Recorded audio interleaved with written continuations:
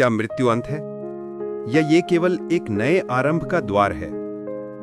जब देह नष्ट हो जाती है तो क्या आत्मा मिट जाती है, या वो किसी अनंत ब्रह्म की ओर उड़ान भरती है?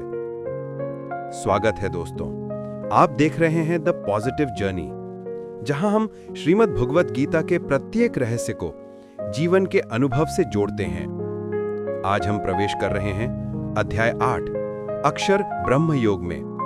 यह अध्याय हमें बताता है कि सच्चा साधक मृत्यु से नहीं डरता, क्योंकि वो जानता है आत्मा अमर है और ब्रह्म उसका शाश्वत घर है।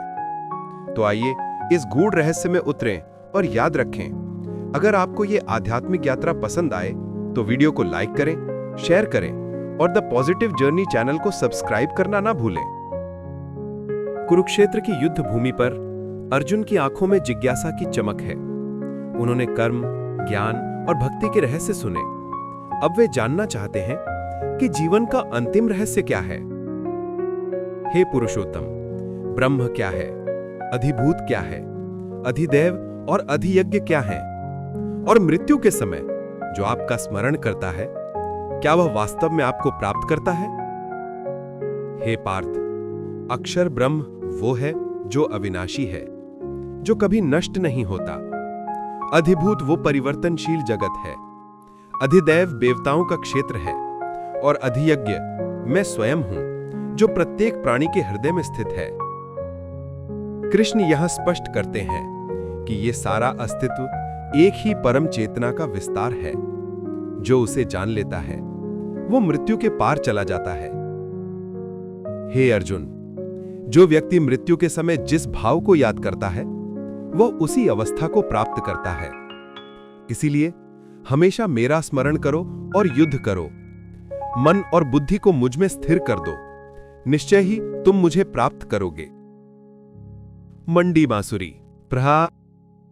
कृष्ण अर्जुन को सिखाते हैं कि जीवन के हर क्षण में ईश्वर का स्मरण ही मृत्यु के समय की चेतना को तय करता है।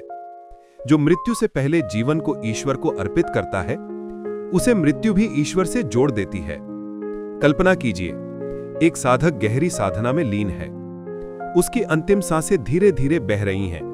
वो ईश्वर का नाम जपता है और उसका मन ब्रह्म में विलीन हो जाता है। उस क्षण आत्मा देह से निकलती है, जैसे दीपक की लौ आकाश की ओर उड़ती है। हे पार्थ, जो व्यक्ति अंत समय में एकाग्र मन से ओम का उच्चारण करता है और मेरा स्मरण करते हुए शरीर त्यागता है, वह परम गति को प्राप्त करता है। जो मन और इंद्रियों को नियंत्रित करता है, हृदय में मन को स्थिर करता है और मुझ में भक्ति रखता है, वह अविनाशी ब्रह्म को प्राप्त करता है। कृष्ण बताते हैं कि मृत्यु कोई भय नहीं, बल्कि आत्मा का पुनर्जन्म है, उस दिशा में जहां उसका मन स्थिर रहा हो। हे अर्जुन, संसार के दो मार्ग हैं, प्रकाश का मार्ग और अंधकार का मार्ग। जो साधक प्रकाश के मार्ग से जाता है वो पुनर्जन्म नहीं लेता, पर जो अंधकार के मार्ग से जाता है वो पुनः इस संसार में लौट आता है। यहां कृष्ण उत्तरायण और दक्षिणायन के गूढ़ रहस्य बताते हैं। जो साधक ज्ञान और योग में स्थिर होता है वो प्रकाश के मार्ग से जाता है, ब्रह्म में लीन होकर मुक्त हो जाता है। हे पार्थ, जो योगी निरंतर साधना में लीन रहता है, जो मन को नियंत्रित करता है और मेरी भक्ति में स्थित रहता है, वह मुझे सहज प्राप्त करता है। जो मुझ में मन लगाकर जीवन व्यतीत करता है वो मृत्यु के समय भी मुझे ही प्राप्त करता है।